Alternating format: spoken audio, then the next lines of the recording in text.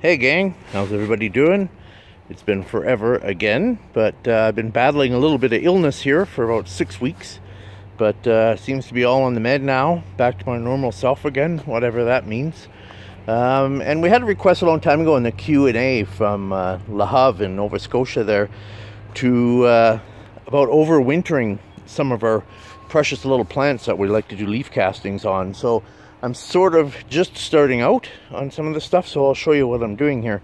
So I have those two terracotta colored pots over there. I had one corm each in them of the Gunnera manicuata. And you can see now I've cut all the leaves off.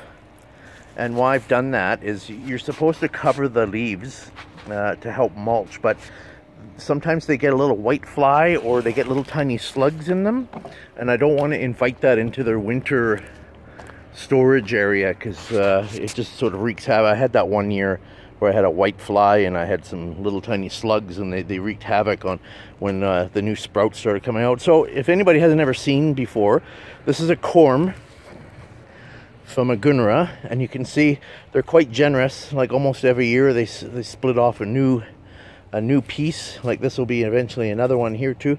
And what happens in the spring, if I feel like it, I could just come in and just cut that straight down, and it'll have its own root base there, and you can just plant that separate. So they're quite prolific on how they grow. So these guys, I've taken them from some other pots and amalgamated them together. So now I'm just going to dig them down a little bit into this dirt and then put fresh peat moss over the top, not leaving the corm just exposed a little bit. Now then they go into a dark room where I have a little heater in it, and it keeps it between 35 and 38 degrees. No warmer, a little bit warmer, and a little bit of light, they're going to start growing, and I don't think you want that. They want to go dormant in the winter time, as far as I know. I'm no expert on it, but I'm just telling you after about 5 years it's been my experience. So these ones are all ready to go into storage. Those ones will stay in those pots there. They go in the side room, and like I said, dark with a little heater, and I just put some pink batting insulation on top of them, a couple layers, just in case my heater would ever shut down or malfunction, and protect it from the freeze, because it does get pretty cold here. And the room they're going in is an outside old garage sort of thing. It's insulated, but it would still freeze. So I'll just show you what the big boys get down here. So it's mid-September, and it's really early for here, but we've already had a couple of light frosts this morning and yesterday morning, which is pretty unusual. Usually we don't see that until October. But so some of them I'm starting to move inside there. So here is the Gunnera. So I'm quite happy what happened. These were the ones that I left outside last year, and they survived, and you can see I got some decent growth on the leaves, and I'm thinking that once they're acclimated here, they're going to do really, really well. So some of those bulbs or corms I just showed you, I'm going to plant in this area here in the springtime and try and have like a really big garden full of these guys. So what I do with these ones, not until into October with these ones, unless I get a hard frost, is you want to protect the corms, right? So I'll cut down all of these leaves and I'll pile them on top of the corms. And then I get, from my mother-in-law's house, she has bags and bags of maple leaves and assorted leaves from her house, and I pile it really high, like almost 3-4 feet high, with leaves on top, like a big mulch, and all the way around on the soil underneath.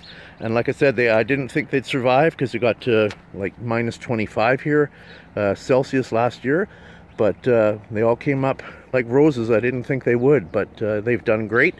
So next year I'm going to plant more out here, and that's the butterbur plant, and it's doing really well. It took off like crazy. You can see some really good size on those leaves there, and that one too I just cut down. I piled the leaves on top of that as well, and away we go. So I'm just going to pause the video and I'm going to show you what I do with elephant ear. Okay, so now we're back inside again. So this is what I have here. These are all my greenhouse inhabitants.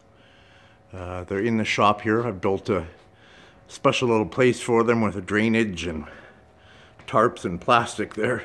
So the elephant ears are in the back, the whole back. You can't see in the far corner there. There's more of them back there. I think there's 6 or 7 big pots full.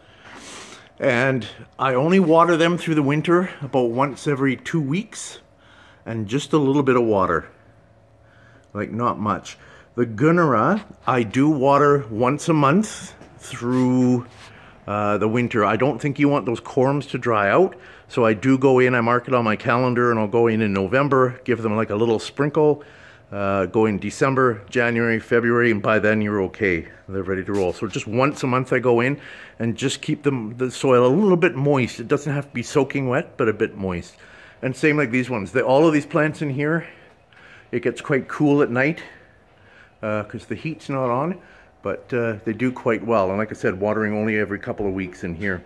So I'll just show you, this is nothing to do with our leaf casting, but this used to be my rubber room, but I sort of changed it up, and now it's my succulent room.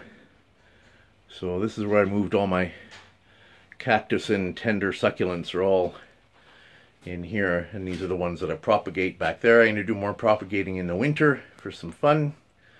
All the agaves are inside here. So what I've done is just with the old tables that were in here, plywood tables, I've just put a rim around it and covered it with 6mm poly and underneath, so I can actually water and it can overflow, and I'm not going to rot anything or wreck any tables. And so anyway, that's what I've done. Any questions, I'll answer them in the forum. But thanks everybody, and thanks for being patient for my absence, and let's get on with it. Right on.